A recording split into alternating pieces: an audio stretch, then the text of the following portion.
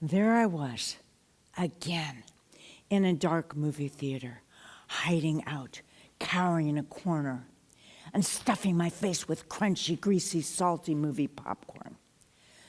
Mind you, I just had dinner. Didn't matter. I was still hungry. What about you? Are you ever driven by demanding cravings that make you mindlessly overeat? Do you ever feel that you just want more and more and more of your packaged favorites? Do you feel that you just can't get enough? That was me over a decade ago. After a heartbreaking year, helplessly watching cancer end my mother's life, suddenly I was hounded by colossal cravings. My substance of choice, ultra-processed carbohydrates, what I now call carb garbage, carbage. At the time, I felt ashamed, humiliated, like a big fraud. You see, I know better. I'm a former sugar and carb addict, journalist, author, super clean eater. And since 2007, I've been warning people about the dangers of sugar. Yet there I was in my grief, and it slipped my mind that carbage quickly turns to sugar in our bodies. Why should we care? Because too much sugar, which is what most people consume, may lead to cancer, heart disease, type 2 diabetes, obesity, and a number of other preventable diseases. To be clear, when I talk about carbage, I am not talking about Mother Nature's carb gifts, like fresh fruits and veggies that pop out of the ground or grow on trees.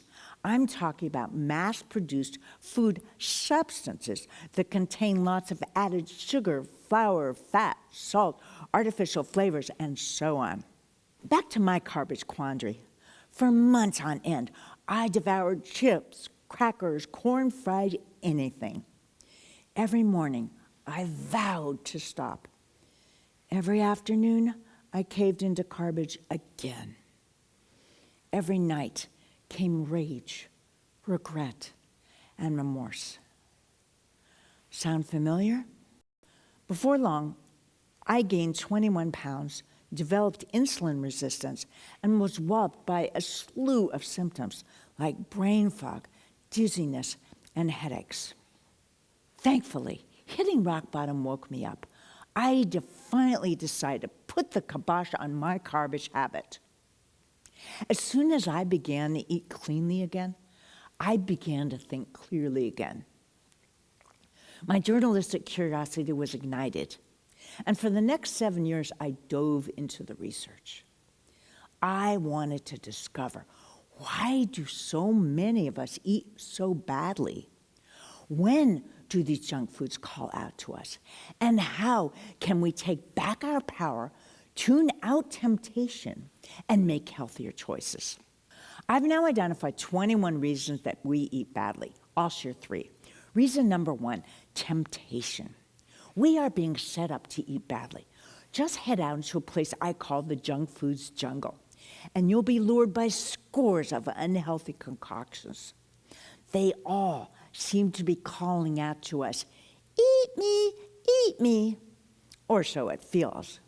Small wonder we succumb to a type of overeating I call, see it? Crave it gorging. Reason number 2 that we eat badly, relationships.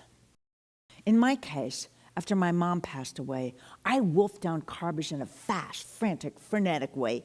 Meet heartbreak binging. Then there's a food romance connection. People may overeat if they're arguing with their loved ones, splitting up, or even happy. Enter bickering binging, divorce devouring, and contentment shopping. Yeah, it's complicated. And don't even get me started on those well-meaning friends, loved ones, and coworkers who urge you, oh, please have some of my pecan pie. Know any polite food pushers like that? Reason number 3 that we eat badly, stress. I'm willing to bet that most of you have eaten badly when you felt anxious. But let's face it, stress splurging, as I call it, does not give us any lasting comfort. We're still stuck with our worries and maybe excess weight. Enough doom and gloom. Now for the good news. What if I told you that eating badly is not a done deal?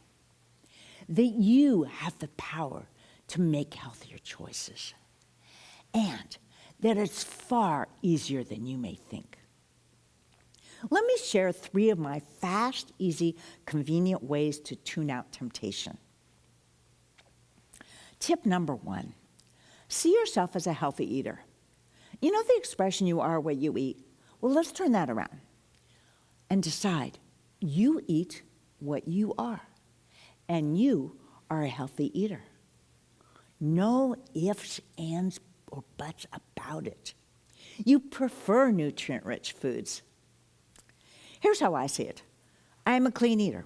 No sugar, no carbage, no artificial sweeteners. That's non-negotiable. And that staunch belief helps me consistently tune out temptation. Tip number 2 to tune out temptation. Get curious. If junk foods call out to you, ask yourself, why? Do I feel mad, sad, scared? What's going on? Or is simply seeing your favorite junk foods triggering you? Curiosity can be your ally in helping you decode what's going on. By the way, research in the publication Neuron shows that curiosity can activate dopamine, which is the same feel-good neurotransmitter released when you eat sugar. And tip number 3 to tune out temptation. You'll love this one. Hug yourself. Yes, you heard me right. Research shows that when you embrace your loved ones, you may lower your levels of cortisol, the stress hormone, and increase your levels of oxytocin, the love drug. But guess what? You can get those same feel-good sensations when you hug yourself. Join me. Test it out wherever you are in the world. Trust me, hugging yourself is an absolute game changer. Let's recap. 3 fast, easy, convenient ways to tune out temptation. 1, see yourself as a healthy eater. 2, get curious. And 3, hug yourself. Thankfully, my days of picking out a carbage are long gone. Whew. What I've found is that we can choose to stand strong in the junk foods jungle. We can choose to respect our precious one and only bodies. We can choose to tune out that nagging, eat me voice. Trust me, it is so worth it to eat healthy foods, because when you eat better, you feel better. When you eat better, you live better. When you eat better, you are better. Now, before we part company, let's not take ourselves so seriously. We are not Pavlov's salivating pooches. We can swat away temptations like they're pesky flies. And we don't have to take orders from a cookie. Join me. Take back your power to eat better. And when you hear that tempting voice, remember, you always have a choice. Thank you.